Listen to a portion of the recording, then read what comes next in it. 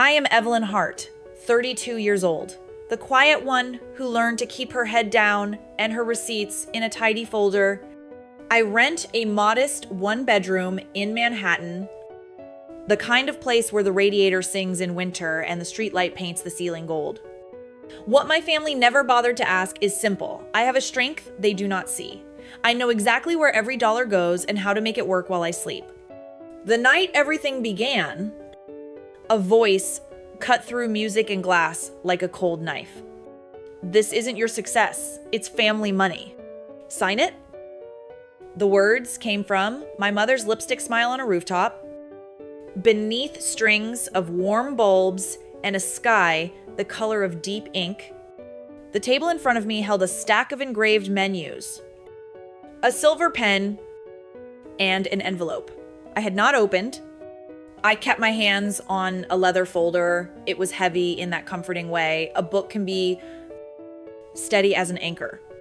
My sister Jasmine laughed in that way. She has all pearls and teeth. Guests turned to look. I did not flinch. I breathed, counted to 3, and set the folder down just so. Square, with the edge of the table. Before I get any further, tell me where you are watching from. I want to know who is at the other end of this line. And if you have ever been the reliable one, the quiet one, the one who remembers to bring ice and chairs and never the spotlight, stay with me. We need to talk about families and money. I grew up learning how to be small in a house that rewarded noise. Jasmine arrived 4 years after me. Sunshine on tap. The kind of child who danced before breakfast and wept beautifully for cameras. My parents adored her in a way that felt like a weather system. It swept through the rooms and left me damp, a little cold, but not kite drowned. When Jasmine tried something, it became an event. When I succeeded, it became a line item.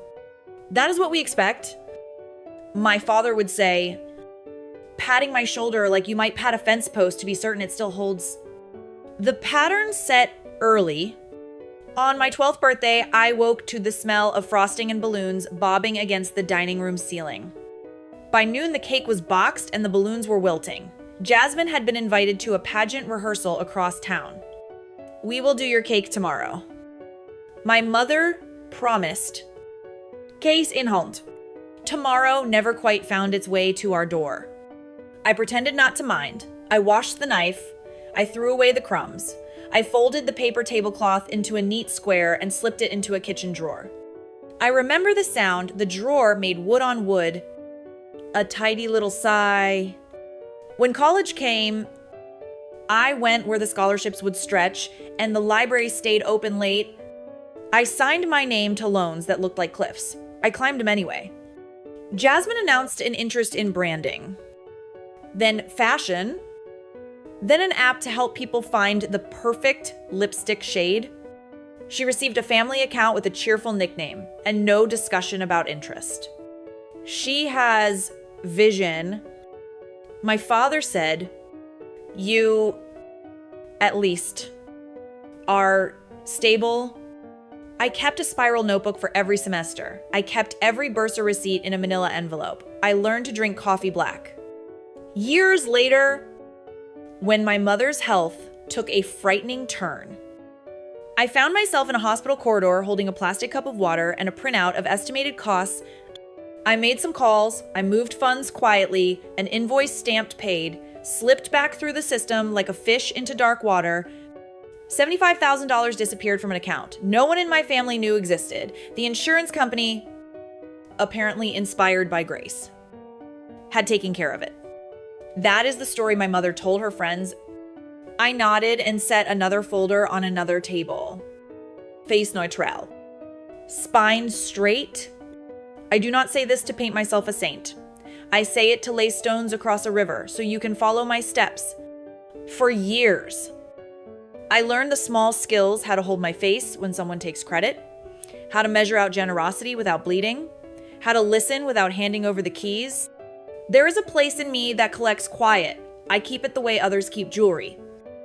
wrapped in tissue paper at the back of a drawer. The rooftop that night was for my niece Jasmine's girl, fresh diploma in hand. A crown of baby's breath at her temple. You should know I love that child, I always will. The band played the sort of songs that make even lawyers sway. A waiter slipped a linen napkin under my glass. My mother lifted her flute of champagne and spoke as if into a microphone. Family helps family. She said, eyes flicking to the folder near my wrist. Heads turned. That is when she offered the insult dressed as a toast, and Jasmine chimed in with the kind of giggle that can break a bone if you stand too close. On the long table, there was a pen, heavy and cold, in the kind given at conferences to make you feel important. There was a crisp sheaf of paper tucked into a branded sleeve from a boutique law office downtown. There were place cards with looping script. Mine sat far from the cake knife and closer to the swinging kitchen door. If you have ever felt them slide your chair toward the edge, you know, the feeling. The music keeps playing while your chair says a little prayer not to scrape. What I did next was simple. I folded my napkin, I set it to the left of my plate, I looked at my mother's hand on the pen, and then at Jasmine's bare shoulder. The glitter at her collarbone looked like spilled sugar. I will not sign tonight. I said. My voice was not loud, but the band took a breath, and the room heard me. Anyway, Jasmine rolled her eyes toward the sky. Evelyn. She said, drawing my name out like taffy, do not be dramatic. My father coughed. The old habit of neutrality tugged at his mouth. It is astonishing how quickly a celebration can become a boardroom. Little did they realize I had already taken care of the only signature that mattered mine. Weeks earlier, on a quiet Tuesday, I had placed funds where hands could not reach without a key they did not own. I had drafted simple instructions and sealed them in a white envelope that sat tonight against my palm, warm from my skin. I touched the envelope. I let the corner press a little moon into my lifeline. If you have ever been seated at the wrong table on purpose, hit the like button in your mind. At least. You and I understand one another. I am not bitter. I am careful. There is a difference. As the toasts resumed and the photographer asked for laughter, I stepped to the railing and looked down at the city. Cars slid along like beads on a wire. Behind me, my mother told someone that stability is not the same as success. In front of me, the folder waited, square and patient. I thought of my apartment's radiator hum. I thought of a ledger balanced to the penny. I thought of the child with the crown of flowers and how she waved when she saw me looking. I should have seen it coming when the seating chart placed me near the busing station. I should have seen it coming when my mother's text used the phrase family agreement. I should have seen it coming when Jasmine posted a photo captioned, "A big move's on the horizon." But knowing and arriving are two different stations on the same line. That night, I recognized the platform. I did not yet know the train's speed. What I did know was this: the papers on that table were not the last word. The story would travel from rooftop to conference room, the pen would change hands, the folder would open under a different kind of light, and when it did, the air would feel very still. Like the pause before thunder. If you have ever been eroded by little jokes, if you have ever watched someone translate your discipline into dullness, stay with me. The next part matters. By the time another year passed, the rhythm of family gatherings had become predictable. Jasmine made announcements about her latest ventures, and I became the silent backdrop. Every brunch, every holiday meal, there was always some new pitch, some request that slid across the table with the dessert. Evelyn, you could help with the seed money. My mother would say, as though I were an automatic teller rather than a daughter. Each request came wrapped in flattery, then quickly hardened into expectation. I learned to nod, to excuse myself to the kitchen, to let the moment pass. What they didn't see was the part of me that had already stepped out of their circle. I had started small. With a little savings from long nights of overtime, I bought a modest condo in Austin. It cost $800,000, a number that felt mountainous at the time. I ran my hands over the deed when it arrived. The way some people stroke a Bible, that condo became my first tenant property, and from it came rent checks that did not sleep or grow tired. Each month, those quiet checks whispered, "You are not powerless." From there, I learned to watch neighborhoods before they turned. I looked for cranes in the skyline, for coffee shops, opening 2 blocks from empty lots within 5 years. I held keys to several addresses.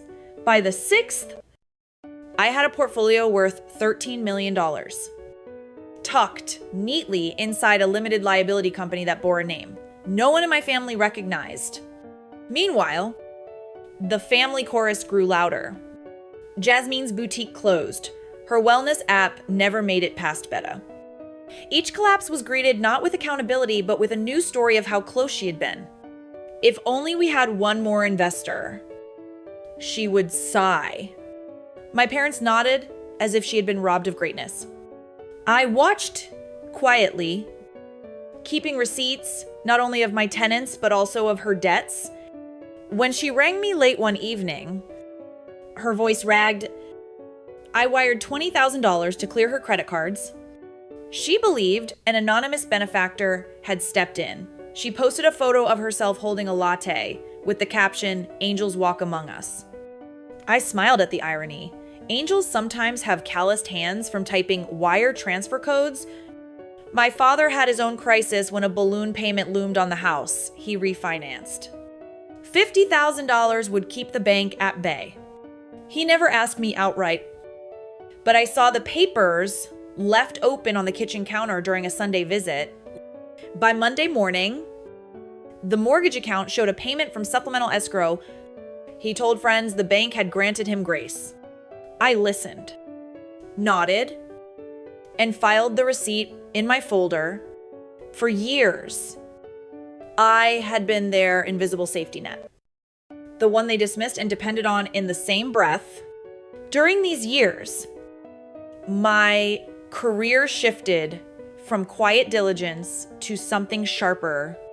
I was invited into a consulting firm, not as an employee, but as a partner. At first, it seemed a clerical error. Then the revenue reports came, and I realized the scale of what we were building. In 12 months, our strategies brought in $2 million. By the 3rd year, we were negotiating contracts that placed $15 million in revenue on the books. I hired staff, leased office space, and watched my name appear on documents that meant something beyond my own survival. Through all of this, my family thought I was still shuffling spreadsheets at a cubicle. They would ask, still working that little desk job, and I would smile, offering nothing more. It was not only wealth I was building, but silence. I kept the silence because it protected me. They could not twist. What they could not see, their blindness became my shield. And I let them carry on with their illusions. Jasmine boasted about her real businesses at gatherings. Turning to me with a smirk, Evelyn, "Maybe you'll try something exciting one day." The room chuckled. I excused myself to refill the coffee. No one saw the bank notifications on my phone or the signed contracts waiting for my review. To them, I was still steady, dull, forgettable. To myself, I was deliberate, patient, and far from powerless. What I did not realize then was how close we were to a collision. Every hidden wire transfer, every keyed deed, every choice to withhold the truth was stacking like kindling. All it would take was one spark, One event that forced everything into the open. That event was already marked on a calendar. I had not seen. My family believed they were steering the ship. They had no idea that I had already charted a very different course.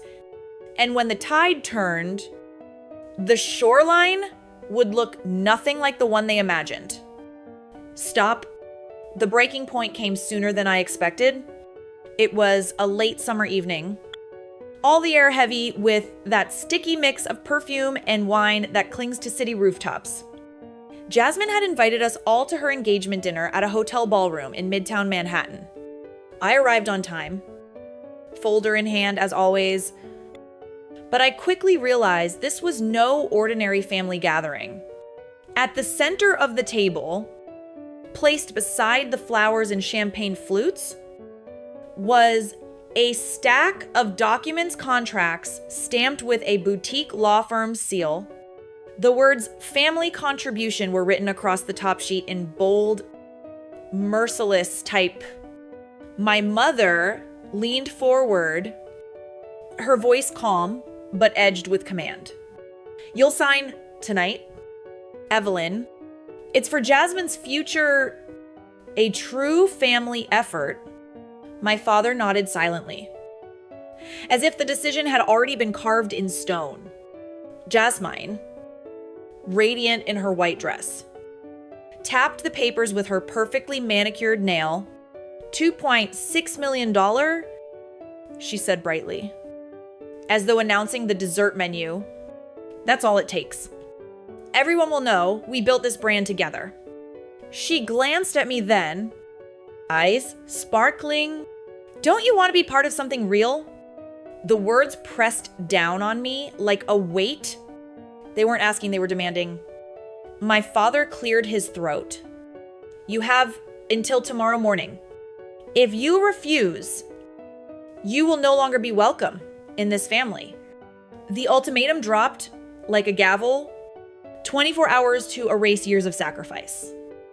To hand over what I had quietly built from every late night, every cautious investment. I felt the room tilt, the laughter from nearby tables fading into static. For a moment, I could not breathe.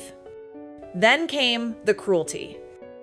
Sharp and unrelenting, Jasmine leaned close, her voice carrying just enough for those nearby to hear.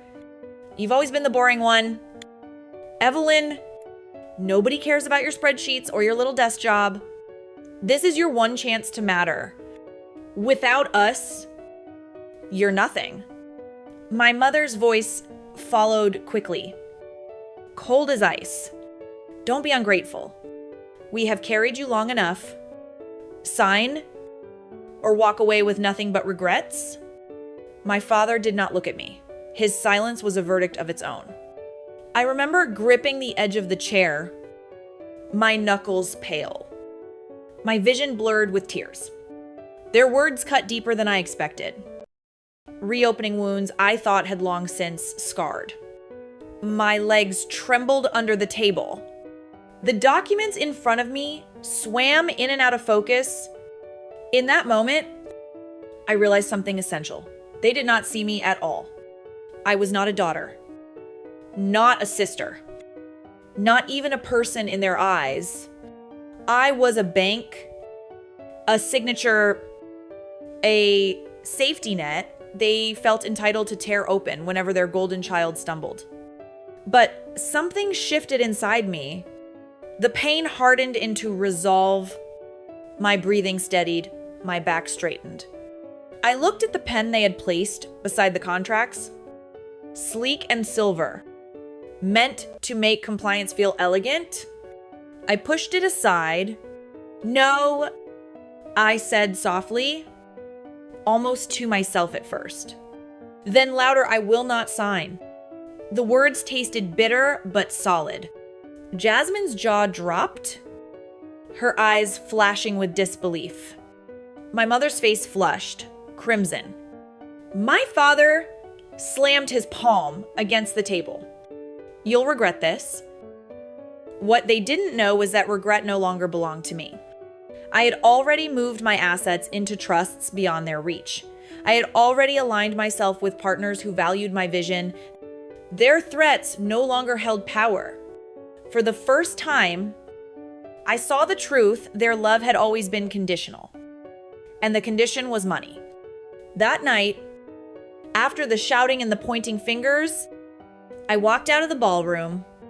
My steps shook, but they carried me forward. Outside, the city hummed with taxis and neon light. I called my attorney, told him to finalize the protective clauses we had discussed. I called my partner at the firm, confirming that my flight to London would leave within days.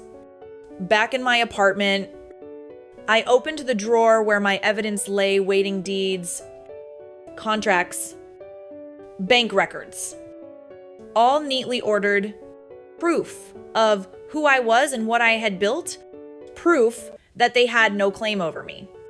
I should have seen it coming. All of it. The seating charts that placed me on the edge, the casual mentions of family business, the not so subtle comments about legacy. But seeing is different from standing in the middle of the storm. That night, standing under the neon glow, I knew the storm had broken, and I was no longer the frightened daughter clinging to their approval.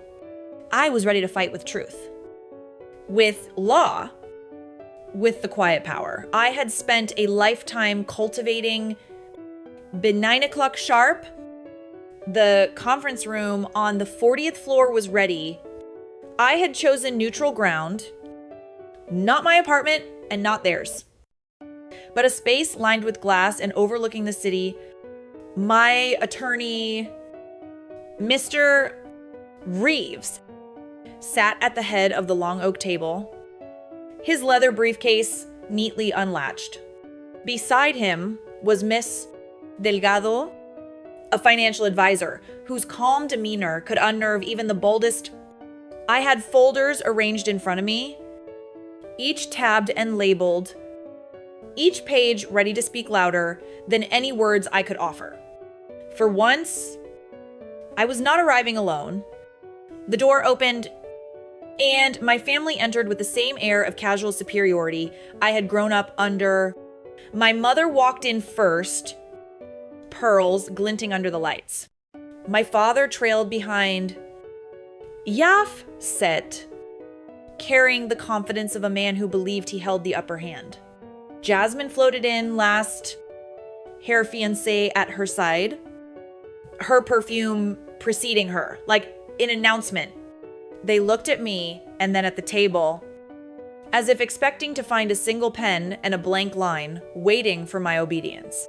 Instead, they found witnesses, professionals, and a stack of sealed envelopes. My father gave a tight smile. Let's get this over with. Some of us have real businesses to run. Jasmine's laugh followed, sharp and dismissive. Honestly, Evelyn, you dragged us to an office for this. Couldn't we have settled it at dinner? She took her seat with the poise of someone convinced she was the star of the show. My mother folded her hands neatly and spoke as if the decision was already complete. We will review the documents you brought, but really, all we need is your agreement to release the funds. Think of it as your contribution to the family's future. I let them settle. Let the silence stretch. Then I opened the first folder and slid it across the table. Inside were audited statements from the limited liability company I had established 6 years prior. Pages of property deeds, valuations, rental income summaries.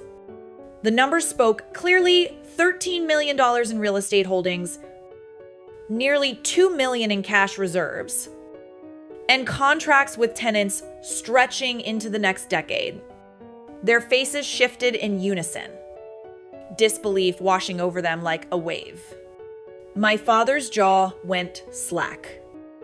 My mother's fingers twitched against her pearls. And Jasmine's fiancé muttered a Kiet curse under his breath. This, I said, voice steady, is what I have built quietly, deliberately, without a cent from you. Jasmine snatched a page, scanning the numbers as though they might rearrange themselves if she stared long enough. "This is impossible," she whispered, her cheeks draining of color.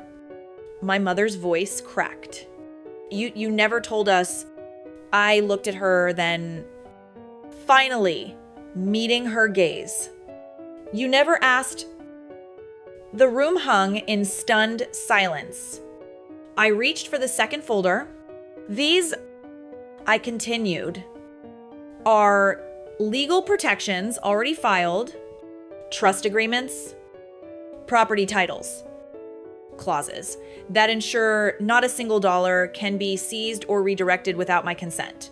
I let that sink in before adding, "Any attempt to contest them would not only fail, but could carry legal consequences."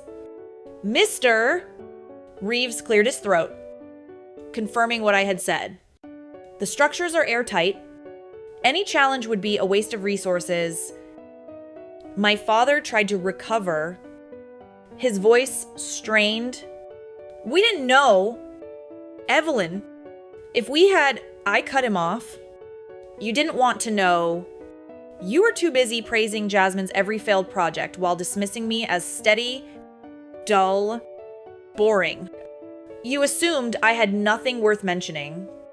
That assumption is why you are sitting there now, shocked." Jasmine slammed the folder shut and leaned forward, eyes blazing. "So what you think this makes you better than us, you think money buys respect." Her voice cracked on the last word.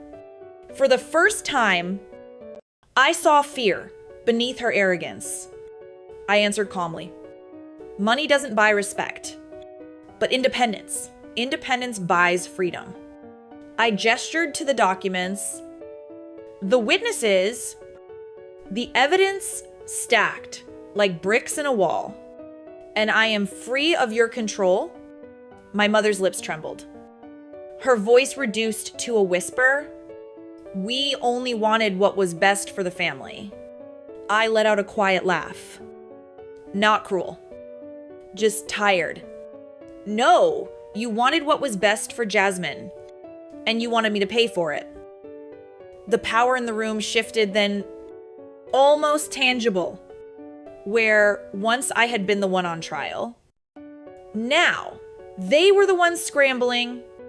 Their eyes darted between each other, searching for an argument, a lifeline, anything. But the evidence was too heavy, too clear. Miss Delgado leaned in gently, her words cutting through the silence. "What Evelyn has shown here is indisputable. She holds the assets. She holds the control. The only question is how you wish to move forward respectfully, or not at all." Jasmine's fiancé muttered something about wasted time and pushed back his chair. My father's shoulders sagged. For the first time I could remember, my mother's eyes glistened, not with pride, but with the sharp sting of realization. And I felt calm, not triumphant, not vengeful, just calm. The truth was finally visible, and it could not be unseen. As I gathered the folders, I thought of all the years I had been called boring, forgettable, invisible. Let them call me steady now. Steady is what built this empire. Steady is what brought me here. The revelation was done. The power had shifted, and this was only the beginning of their education. When I returned from London after the negotiations, I knew my path was changing. The city had given me recognition, but it was never meant to be my home. Instead, I chose Austin, a place where opportunity met breathing space. There, I could grow my real estate firm into something national, not just coastal. I bought a 5-bedroom townhouse in a quiet neighborhood, a base where my company could expand into 2 adjoining states. The move was deliberate. Not escape, but strategy. It was only weeks after settling in that the calls started again. My mother's number lit my phone first. Her voice coated with sweetness I had never known from her before. "We may have rushed things in New York," she said softly. "Perhaps we could work together this time. Think of the family's legacy." I answered without hesitation. "My legacy is not for sale." From that moment forward, I set boundaries as sharp as glass. Through Mr. Reeves, I issued conditions: no direct financial requests, no surprise visits, no pleading phone calls. Communication would run only through legal channels. The sole exception I allowed was for Jasmine's children, my niece and nephew. For them, I established irrevocable education trusts, each funded and guarded by my financial team, usable only for school expenses. They will not suffer for their parents' mistakes.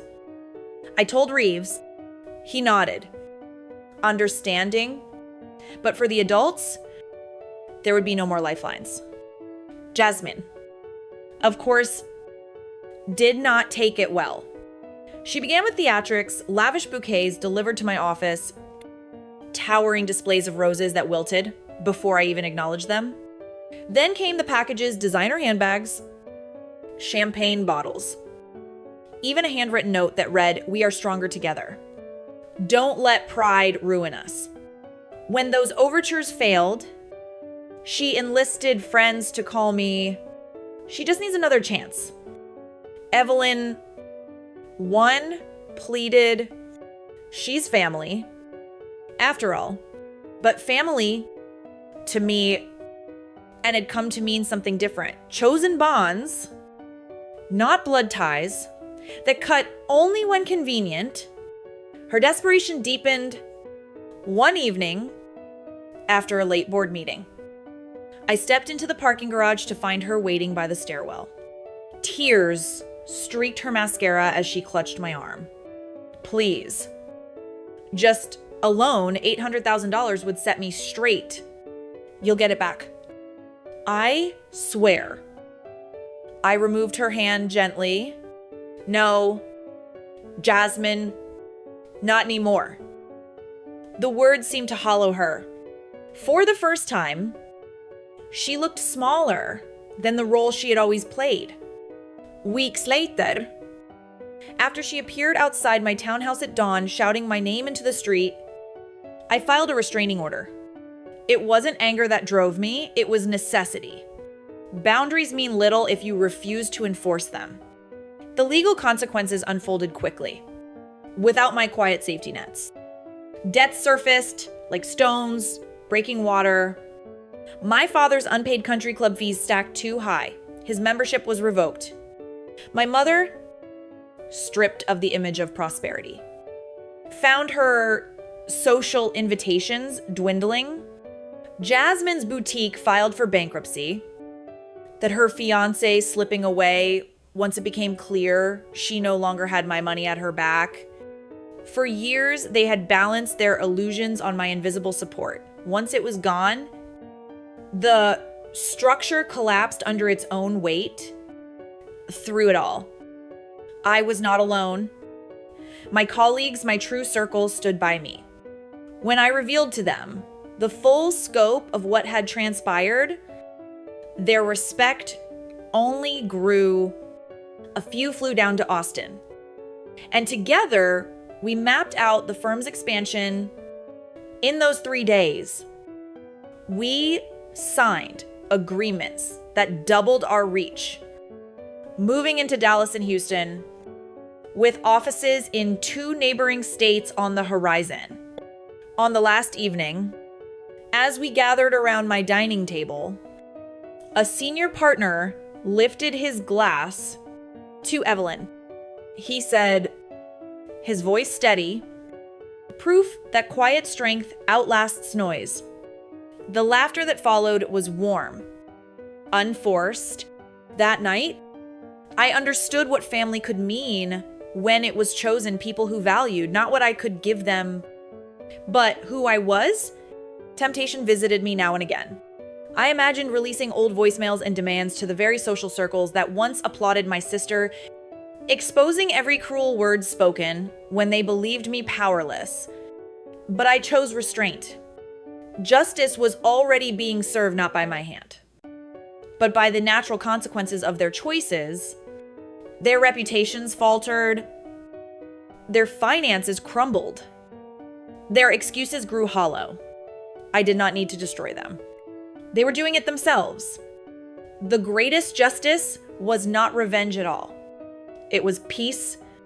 It was the silence of mornings in Austin. The hum of my office, filled with people who respected me. The calm knowledge that I no longer lived under anyone's shadow. And as I set the last conditions in place, trust for the children, restraining orders where needed, I realized I no longer carried their weight. I was free. And that freedom was worth more than every dollar they once tried to pry from my hands. 16 months have passed since that confrontation in the glass-walled room. Life has taken on a quieter rhythm. One that feels entirely mine. I wake most mornings to the sound of birds instead of arguments. My home, a townhouse in a leafy Austin neighborhood, has become a sanctuary. I painted the walls a soft cream, planted roses in the backyard, and filled the shelves with books I once never had time to read. The space no longer carries the weight of expectation. It breathes with freedom. In those months, the circle around me has changed as well.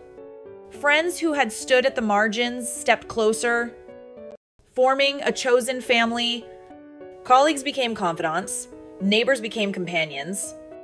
Every Friday evening, we gather around my dining table, engineers, teachers, artists, a retired couple from across the street. We share food, laughter, and stories that weave a tapestry of belonging. There are no demands, no hidden costs. When someone brings a dish, it is not measured against a ledger. It is offered with love. That I have learned is what real family feels like professionally. The growth has been steady, deliberate. The firm expanded into 2 additional states, and last quarter, our contracts surpassed $22 million in revenue. I was invited to speak at a conference in Geneva, where my talk on sustainable business drew a standing ovation. But the measure of success is not just the numbers. It is the mornings when my team thanks me for creating a workplace where respect is currency. It is the scholarship fund we established, granting 6 young people the chance to attend college without the burden of crushing loans. Each of those milestones reminds me that wealth is most powerful when it builds futures, not when it props up illusions. My family, meanwhile, has drifted into the shadows of consequence. My father sold the country house after the mortgage arrears became unmanageable. My mother attempted to return to her social circle, but without the facade of prosperity, the invitations dwindled. Jasmine filed for bankruptcy after her last venture collapsed. I heard she now rents a modest apartment 2 towns away. Every few months, an email arrives from one of them, dressed in polite words, but threaded with old motives. I reply only with courtesy, never with money. The distance holds firm. Looking back, the lesson is clear: blood may bind. But respect is what sustains. Love without respect is not love, it is leverage. And boundaries, once dismissed as cruelty, have become the gates that guard my peace. If you are listening to this and wrestling with your own family's demands, I know this saying no is not betrayal. Sometimes it is the purest act of survival. Have you ever had to choose between loyalty to family and loyalty to yourself? Do you believe forgiveness must always follow bloodlines? Or should it be earned through care and consistency? Share your thoughts. I would like to hear them because silence isolates us, but stories bind us together. Today, my life is not perfect, but it is whole. I rise each morning not with dread, but with purpose. I walk into rooms where my name is recognized for work. I built, not money, I surrendered. And at the end of each day, I return to a home that reflects not who my family wanted me to be, but who I chose to become, that I have found is the best revenge. Not rage, not spectacle, but a life lived well, on my own terms. Story 2. Jacob is my name. I'm 30 years old. And I never thought that the humiliation that still reverberates in my mind would take place over my birthday supper. If you have ever felt alienated in your own marriage, you may be the extra item your in-laws were eager to get rid of. Really, I'm sure you can relate to the pit that was already there that evening. I should have realized there was a problem. As soon as I entered the eatery, the table was crowded. Her aunt and uncle, as well as my wife's parents, and 2 brothers. Everyone appeared overly put together, as though they had been anticipating a performance. Face up on the table, my wife's phone seemed poised to record a momentous occasion. I initially believed that they could have prepared a delightful surprise. However, my mother-in-law informed me otherwise while grinning when she watched me walk. Since the day I met her, I have never gotten along with her. She exuded confidence as though she were trying out for a part I was already deemed unworthy of joining by her. She said I wasn't polished enough, tall enough, or accomplished enough for her kid. At every family get-together, she would say, "These small things, Jacob, are you still working there?" Or, "Sweetheart, don't worry. Not everyone has the capacity for ambition." As her gaze challenged me to answer, she would smile sweetly at everyone else at the table and slide the words in like a knife between the ribs. My wife, at least in those days, would hold my hand beneath the table and quietly beg me not to make a scene. So I always kept my mouth shut. I believed I was maintaining harmony. Actually, all I was doing was allowing people to feel free to treat me disrespectfully. The waiter's question regarding beverages was the first indication that my birthday meal wasn't truly about me. Without asking, my father-in-law placed an order for a pricey bottle of wine. Additionally, he lifted his glass to my wife rather than me when the glasses were filled. To our daughter, "I always know what's best for myself," he added, smiling with delight. I sat there wondering why no one had even said happy birthday, as everyone clinked their glasses. My wife smiled at me, but she didn't correct him. I had the first twinge of comprehension at that very time. The guest of honor wasn't me. The entertainment was me. Dinner continued with the same understated brutality. I was questioned loudly if I was still driving that old automobile by my brother-in-law, as if he hadn't said that at least a dozen times before to the entire table, as if it were some shameful secret. His wife covered her lips and laughed. I finally settled down and became a true provider when my mother-in-law bent over to whisper something in my wife's ear. And I heard what she was saying. The same derisive laughing surrounded each remark, as if they had practiced their lines before I got there. I ate in silence while my chest ached, trying to maintain my calm. Why was my wife letting this happen? I was yelling. She was seated there, but why? With her phone up, she recorded fragments of me unraveling for her family's entertainment. Then it took place. What should have been a celebration was transformed into a spectacle. I will never forget at that very instant With a smug expression on her face, my mother-in-law took out a clean stack of papers from her handbag with the same purposeful slowness that a card shark uses to reveal the winning hand. She slid them over the table. With a voice as sweet as syrup, she wished Jacob a happy birthday. From all of us. In their simplicity, the remarks were painful, almost comical. As if this humiliation were the subject of a long-standing family joke, my wife's face was unreadable as she lifted her phone higher, definitely filming my response. They were divorce papers. My wife's name was next to mine, neatly typed across the top. All eyes were on me at that table, waiting for me to stutter, break, or defend myself, like it was the most normal thing in the world. My father-in-law laughed. His wife snickered when one of the brothers eventually murmured something under his breath. My gaze shifted from the papers to the faces seated around the table.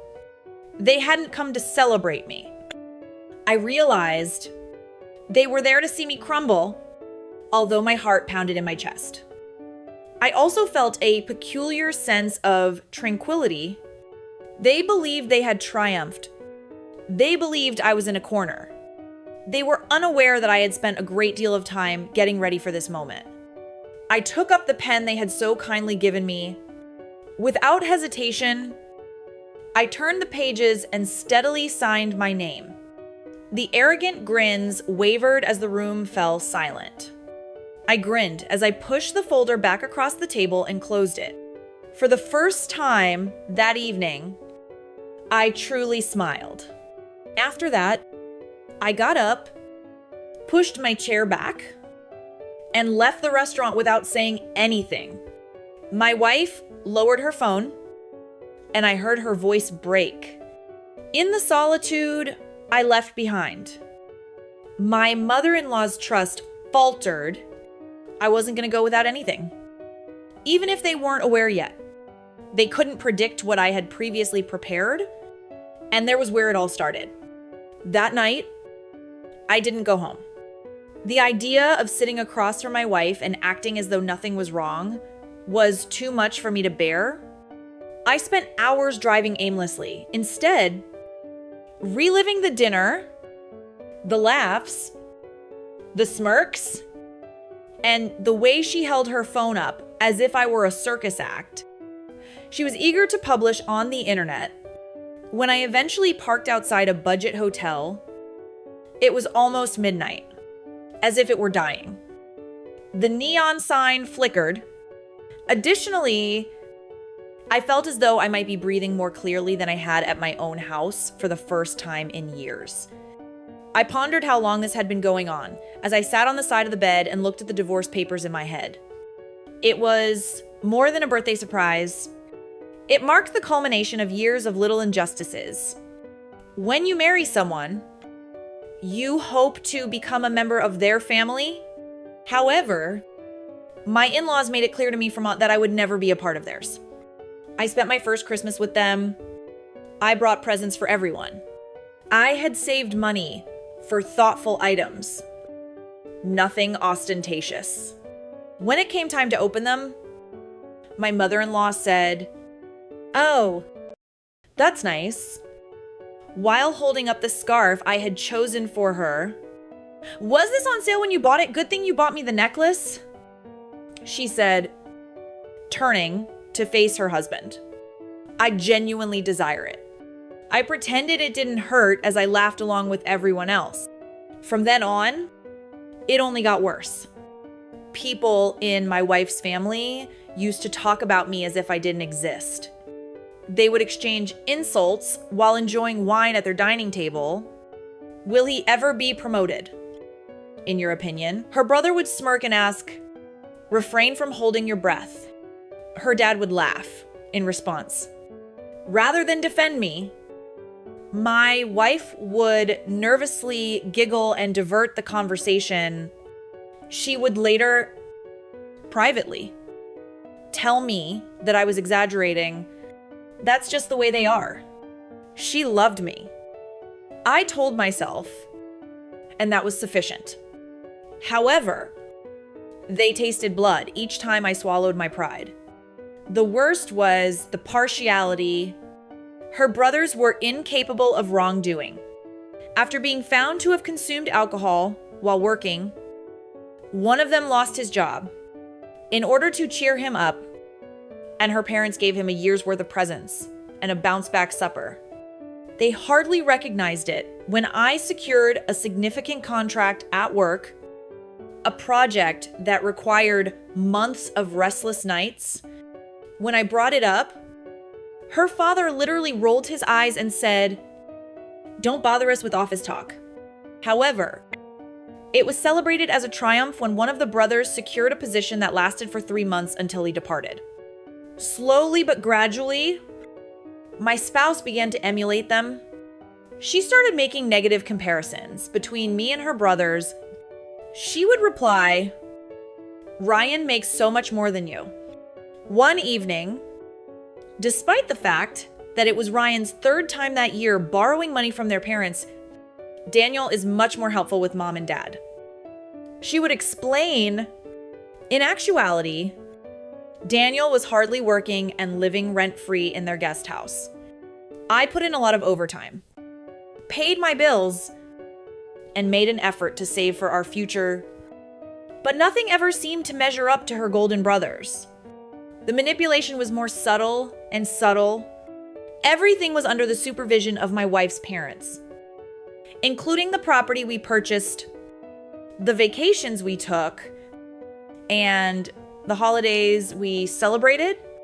I discovered a small apartment in an area I liked while we were looking. It was reasonably priced, had space for expansion, and was near my place of employment. Prior to her mother telling her it was beneath her, my wife appeared to like it as well.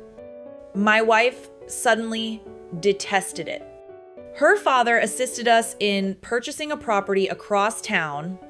There were conditions attached to his assistance. He would uninvitedly visit and critique my landscaping. Of course, bring up the fact that without us, you wouldn't even own this house. My wife would simply nod in agreement. It was like being in a slow-motion automobile accident over the last several months before the birthday supper. Even though I could see what was occurring, I was powerless to stop it.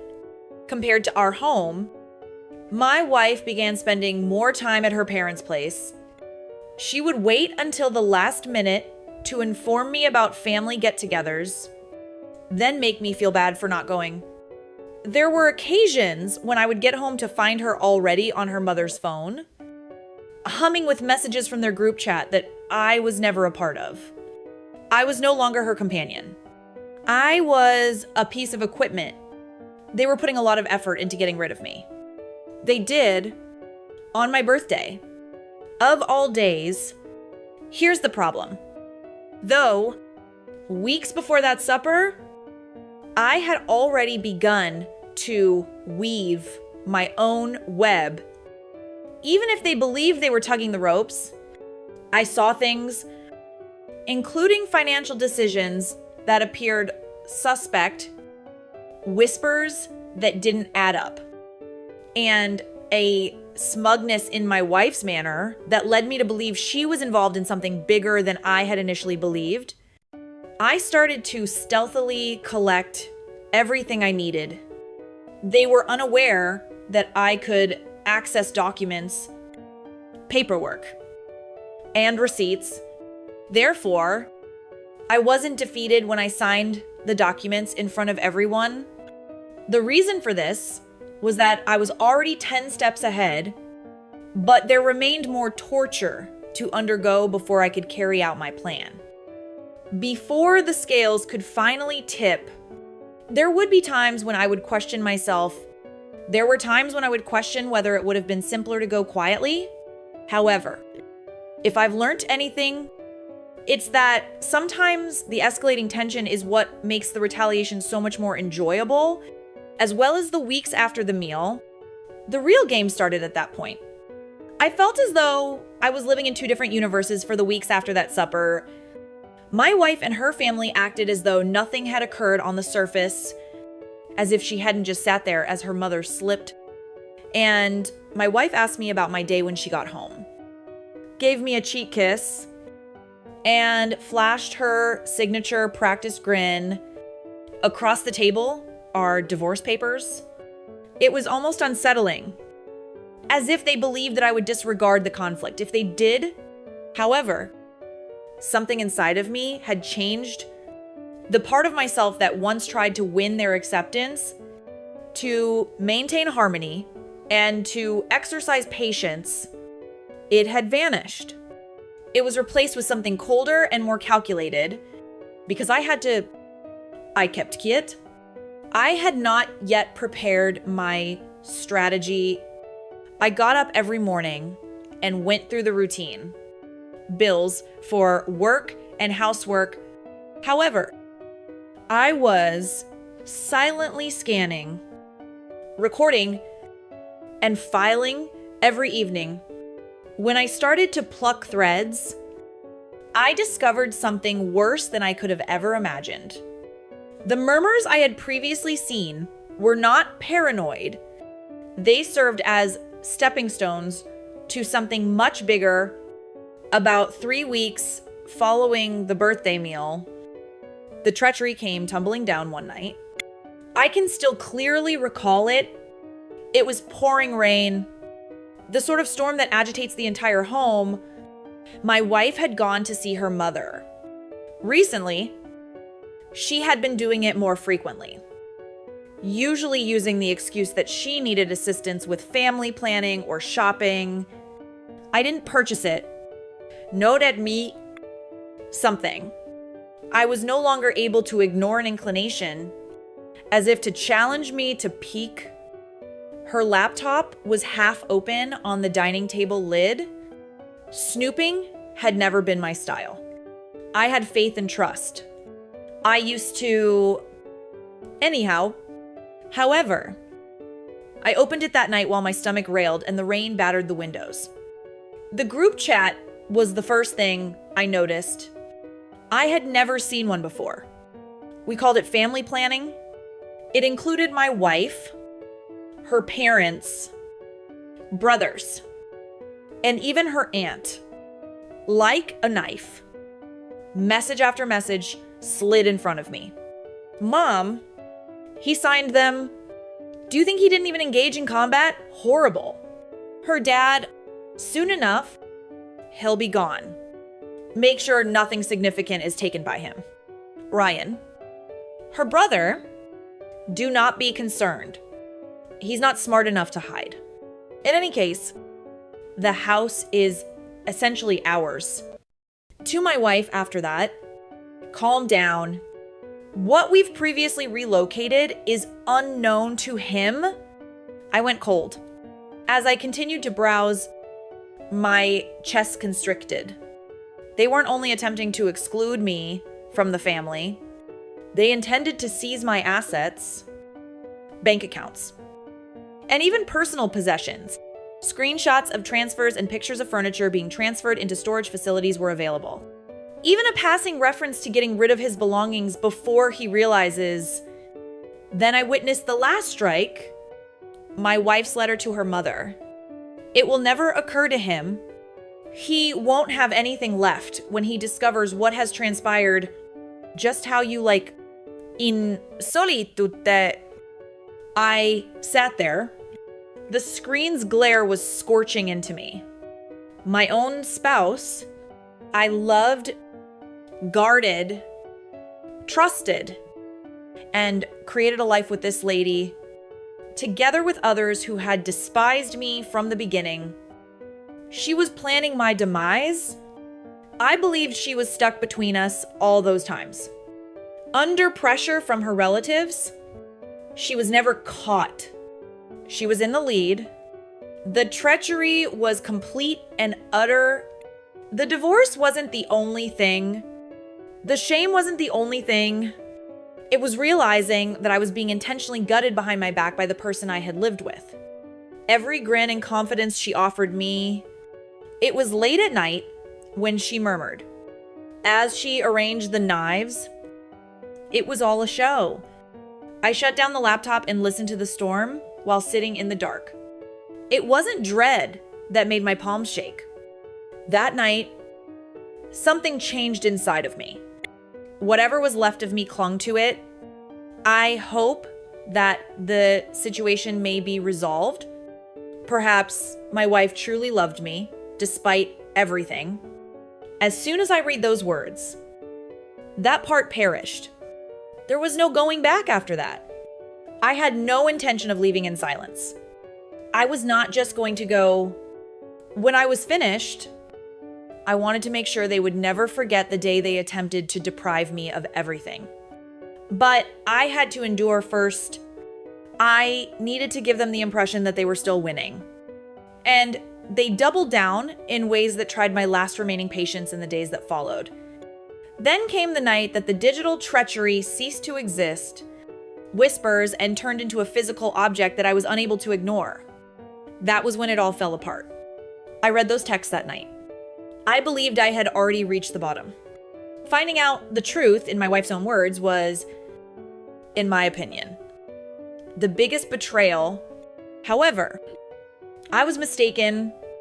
The betrayal itself wasn't the lowest point.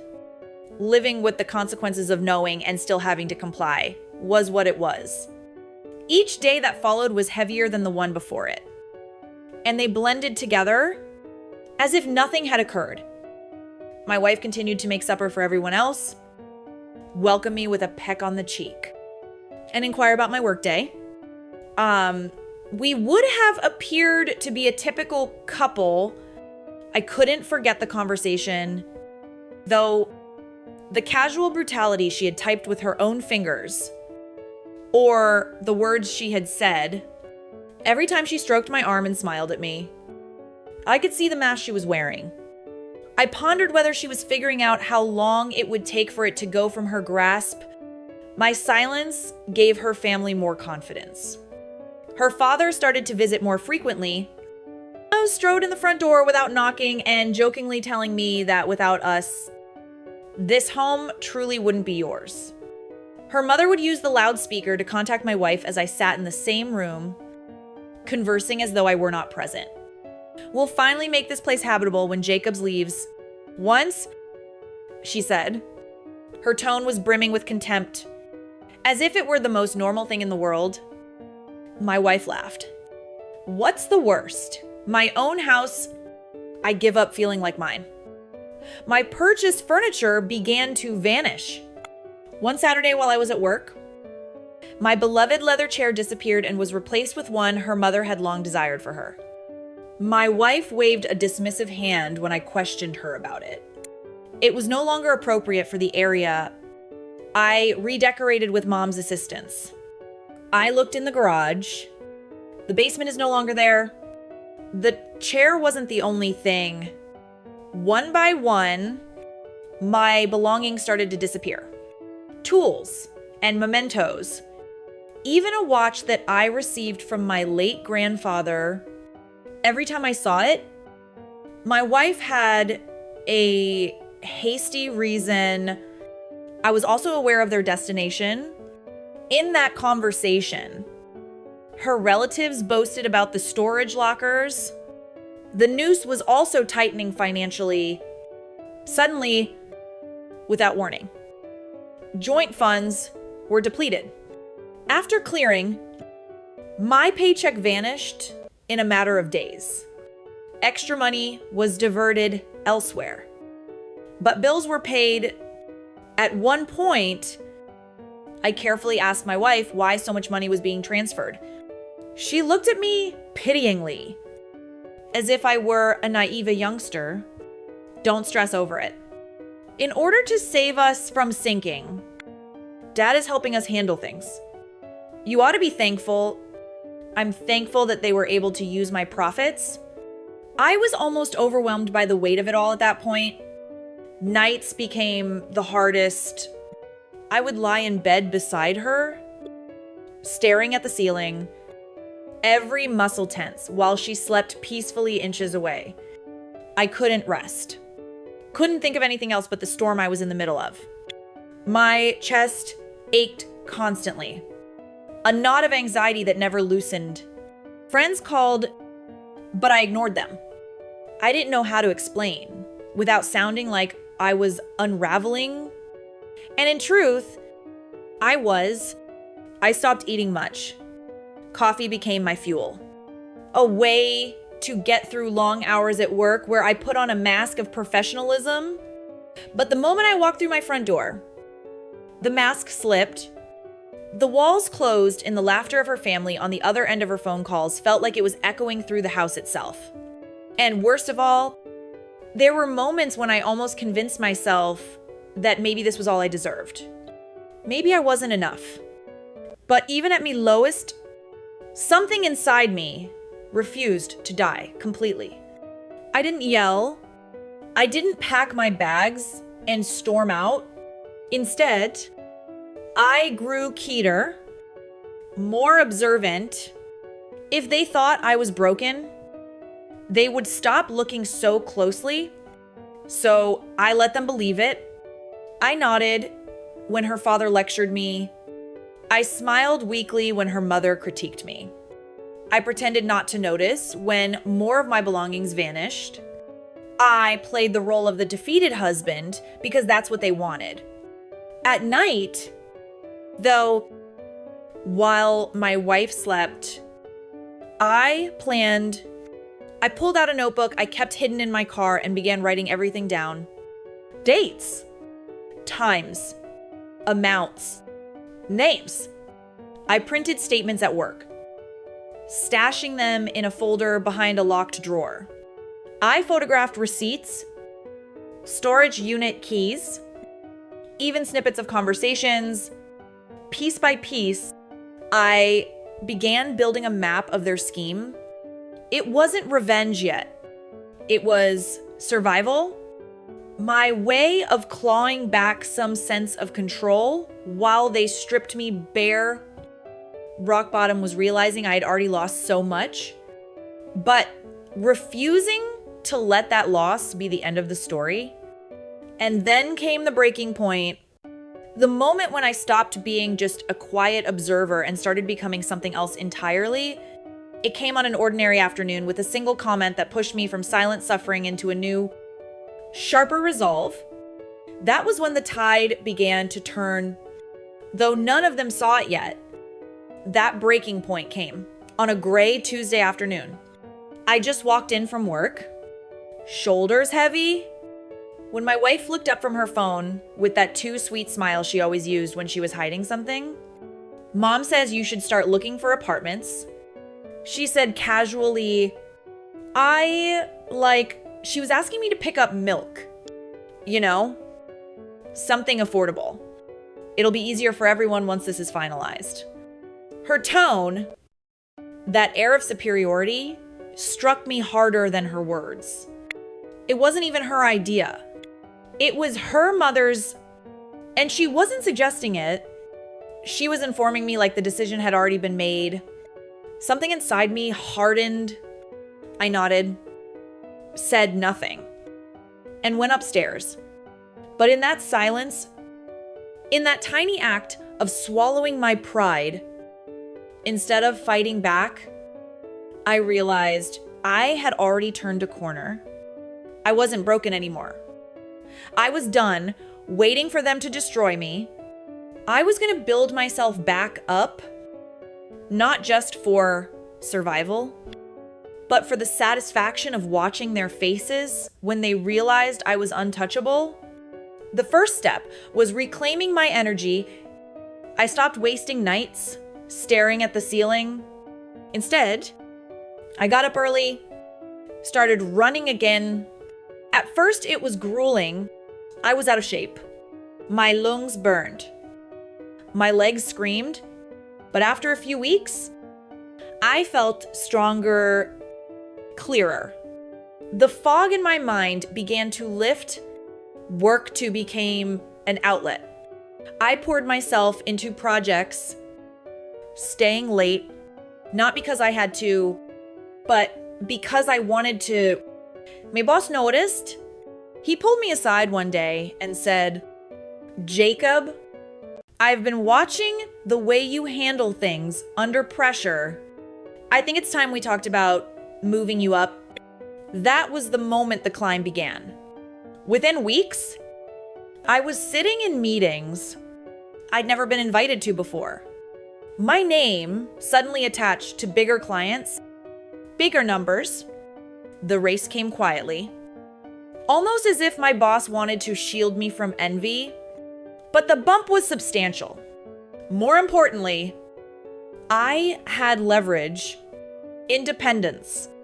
Money was no longer flowing straight through my hands into accounts I couldn't touch.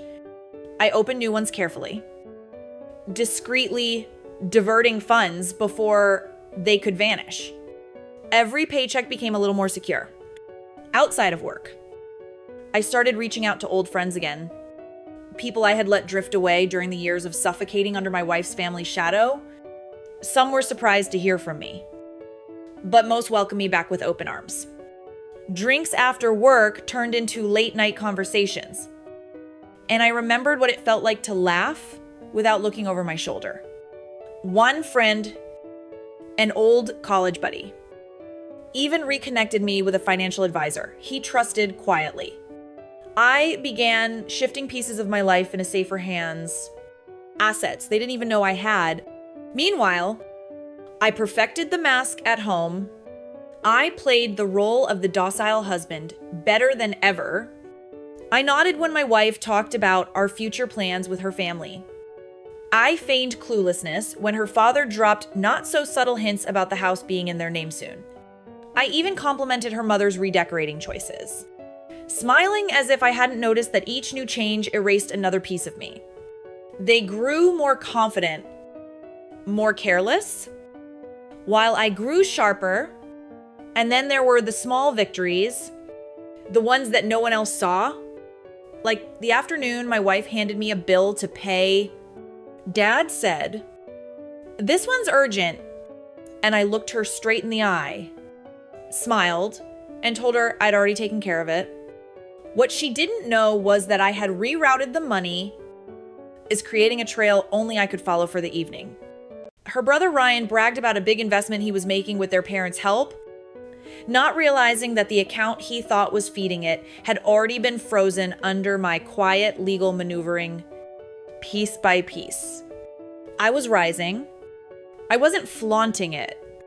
Not yet. But inside, I felt taller, stronger. The nights were no longer sleepless. They were filled with plans. My notebook, once scribbled with desperation, became a blueprint. I knew where the money was going. I knew who was involved. I knew exactly how to pull the rug out from under them. The shift was so gradual, they didn't notice. My wife still thought she was leading the game, still thought her secret chats and whispered plans were invisible to me. Her mother still looked at me with that same condescending smirk, but beneath the surface, power was shifting. They were playing checkers while I had quietly started a game of chess, and just when I thought I was prepared, fate handed me something even better, a piece of information almost too perfect. That changed everything. It fell into my lap during a routine day disguised as ordinary paperwork, but when I looked closer, I realized it wasn't just useful, it was the key I had been waiting for. That was the moment I stopped planning revenge. In theory, that was the moment I started preparing for the execution. The discovery came in the most mundane way possible. An envelope slipped into our mailbox one Thursday afternoon. It was addressed to my wife, but the return address caught my eye.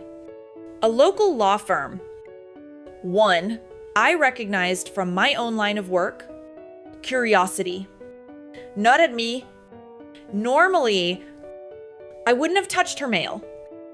But given everything I'd already uncovered, my conscience was clear. I slid it open carefully. And what I found nearly made me laugh out loud. Inside was a preliminary draft of a trust agreement. My wife's name was on it, along with her parents and brothers. The wording made it clear, once the divorce went through, any joint assets from our marriage would be funneled into this family trust. They were planning to lock me out entirely, house accounts, even personal investments I had made to them. It was airtight.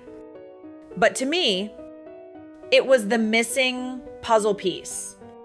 The irony was delicious. In their eagerness to put everything in writing, they had handed me proof of their collusion, and better yet, the draft contained enough errors to be legally questionable. I tucked the envelope away in my locked drawer at work. The edges of my plan starting to crystallize. That same week, my promotion at work became official. My new role gave me access to higher level accounts and contacts I hadn't had before. Among them was a former colleague who had transitioned into family law. We caught up over coffee, and while I didn't spill everything right away, I tested the waters by describing a hypothetical situation, and the way his eyebrows shot up told me I wasn't crazy. If that's true, he said, leaning in, "You're sitting on a goldmine of leverage." It was the first time someone outside my head confirmed what I already felt. I wasn't just surviving anymore. I was in a powerful position. From there, my kit setup began. I opened a private account. With the help of that financial advisor, my friend had connected me to carefully redirecting my income. I started moving small but significant amounts into safe investments, things they couldn't touch without me.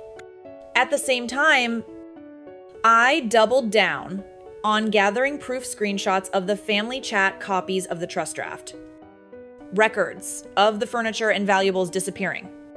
I cataloged everything. I even installed a discreet camera in the garage after noticing more of my belongings were vanishing. Within a week, I had footage of her brother loading my tools into his truck while my wife held the door open for him. And then came the moment that sealed their fate. One night, my wife left her laptop open again, this time with her email pulled up. I shouldn't have looked, but I did. There in black and white was a message from her to her mother. Once Jacob signs, the settlement will be free. Dad said he can move the title paperwork. That same week, attached was a scan of our property deed, my name clear as day, already marked for removal. They weren't just plotting, they were scheduling my erasure like a meeting on their calendar. But here's the part, they didn't realize that property deed, the house they loved to lord over me, wasn't as cleanly theirs as they thought. My promotion had given me access to corporate legal counsel, and with a quiet consultation, I learned something. They hadn't bothered to check the way the deed had been filed. Thanks to my down payment, and the structure of the mortgage gave me far more rights than they believed. If they tried to push me out, they'd be in for a legal nightmare. I kept that to myself. Let them believe I was powerless. Let them smile and smirk while I quietly built the kind of arsenal they couldn't imagine. And through it all, I played the role of the broken husband to perfection. I ate dinner quietly. I nodded when my wife announced, "Mom thinks we should redecorate the living room again." I even offered to help move more of my things, pretending not to notice how gleeful she was about it. They thought they were gutting me, but every piece they took only tightened the net. I was weaving.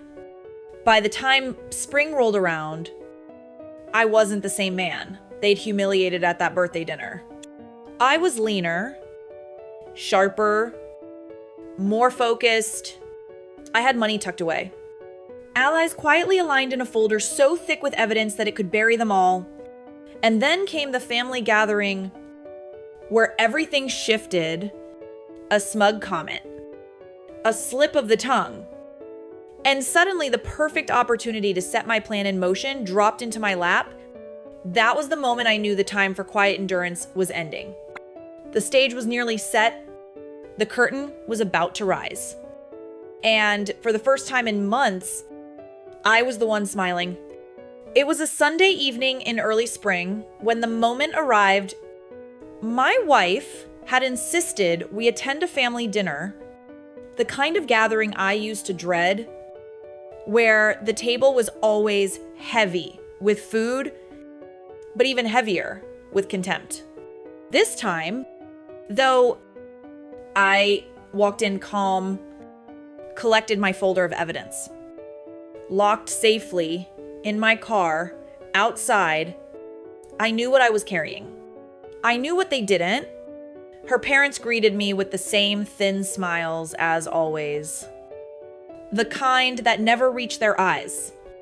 Her father patted me on the back like I was a child, being humored, and her mother gave me that sharp once over, as though checking if I was still properly under her thumb.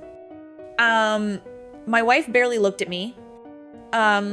She was too busy whispering to her brother, both of them grinning like children, sharing a secret. We sat down, and as always, the conversation turned against me within minutes. Ryan leaned back in his chair and smirked. So, Jacob, and have you found a place yet? Mom says those apartments near downtown are cheap enough for you. The table erupted in laughter. My wife giggled, covering her mouth, like she didn't want to seem cruel.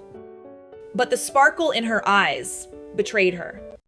Normally, I would have clenched my jaw, stayed silent, let their words wash over me.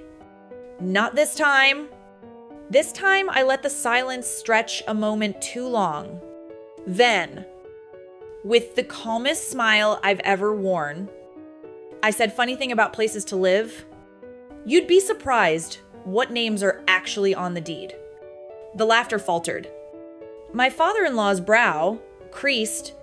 What's that supposed to mean? He asked, his voice sharper than before. I leaned back in my chair, savoring the moment.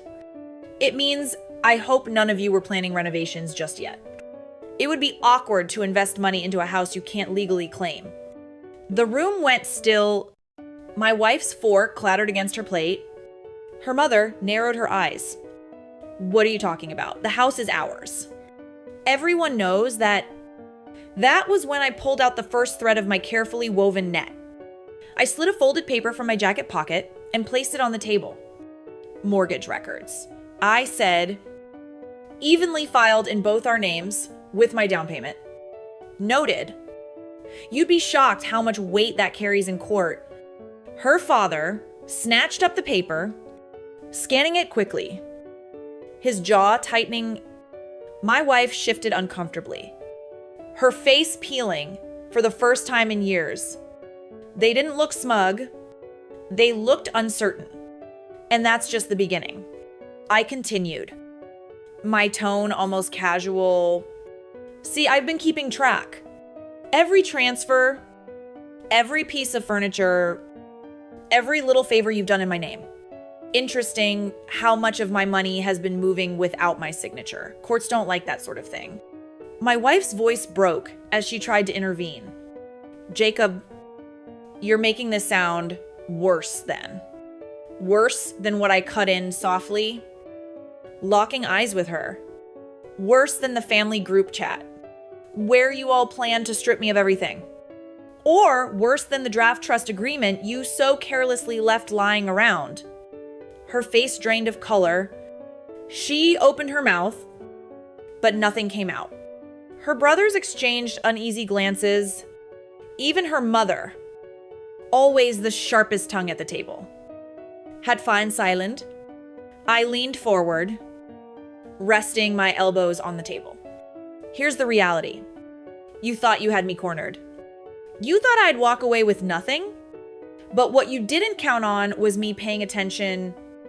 Every message, every receipt, every recording, I have it all. And if I were to walk into court tomorrow, not only would you lose your precious plan, but some of you might face questions about fraud. The weight of the word fraud hung in the air like smoke. Ryan muttered something under his breath. And Daniel actually pushed his chair back as if to distance himself. My wife's mother's lips trembled before she forced them into a tight line. And the best part, I added, letting a small smile curl my lips. I don't even have to rush. I've already secured myself financially. I've already moved on professionally. I'm not the one at risk anymore. You are. For the first time in years, I wasn't the outsider at their table. I was the one holding the cards. I stood slowly, letting my chair scrape back across the hardwood. Dinner was lovely, I said, lightly, sliding my hands into my pockets. But I think I've had enough for one lifetime. Don't worry, you'll be hearing from me soon. As I walked out of that house, I didn't hear laughter behind me. I didn't hear mocking voices or smug chuckles. I heard silence. Thick, heavy silence. And in that silence, I knew my revenge had only just begun, because the next step wasn't just shaking their confidence, it was making sure every last one of them faced the fallout they so richly deserved. The fallout came quicker than even I anticipated. Within a week of that dinner, I had filed the necessary motions with my attorney, armed with the folder I had been building for months.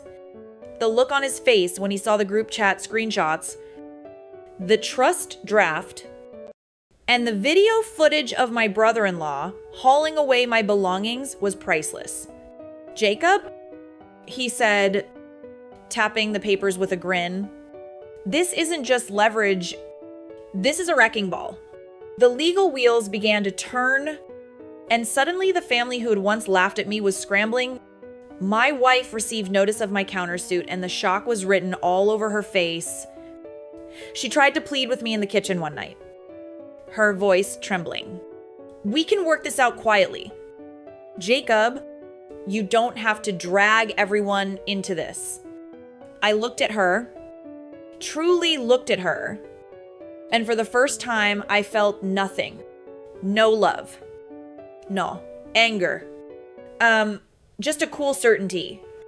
You already dragged everyone into this.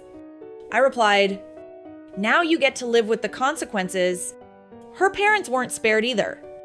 When my attorney presented evidence of their financial meddling, the judge wasted no time freezing the accounts tied to the trust they had so proudly drafted. The family fund they thought would secure their wealth became the very rope that tied them down. My father-in-law's face turned crimson in court, sputtering about misunderstandings while my mother-in-law sat pale and rigid, her once sharp tongue silenced by the weight of undeniable proof. Ryan and Daniel tried to play innocent, claiming they had only followed their parents' lead, but the footage of Ryan carrying my tools and the paper trail of Daniel borrowing from joint accounts buried their excuses. The judge ordered restitution, and suddenly, the Golden Boys were scrambling for loans, their smug grins replaced by panic. As for the house, the crown jewel, they thought they'd steal out from under me. It remained mine. The court ruled firmly in my favor, recognizing my down payment, my mortgage contributions, and the blatant fraud attempted against me. My wife was ordered to vacate within 30 days. Watching her pack her things, the same woman who once recorded my humiliation with glee was a strange mix of cathartic and surreal. She muttered bitter words under her breath, but her eyes never met Mina. She knew she had lost. The final blow, though, came in the form of reputation. The family, who once strutted around town with superiority, suddenly found themselves whispered about their business associates, neighbors, even extended relatives. All had caught wind of the court case. The same people they tried so hard to impress now avoided them. The empire of control they had built crumbled, not with fire and fury, but with the quiet erosion of respect and trust. For me, life became lighter. My promotion flourished into a leadership role. My private account secured my independence. And I even found myself reconnecting with old friends in ways I hadn't thought possible. The house, once suffocating with their presence, became mine in truth. Every corner, a reminder not of what I lost, but of what I reclaimed. Months later, I drove past their family home out of curiosity. The shutters were drawn, the yard unkempt, the once bustling house eerily quiet. They had retreated into the shadows, broken by their own schemes. And as I parked back at my place, stepping out into the calm evening air, I couldn't help but think back to that birthday dinner. The smirks, the laughter, the humiliation they thought would define me. They were right about one thing. It did define me, just not the way they intended. Because that night, when I signed those papers and walked out, they believed I was finished. In reality, it was the day they signed away their own downfall. And in the silence they left behind, I finally smiled,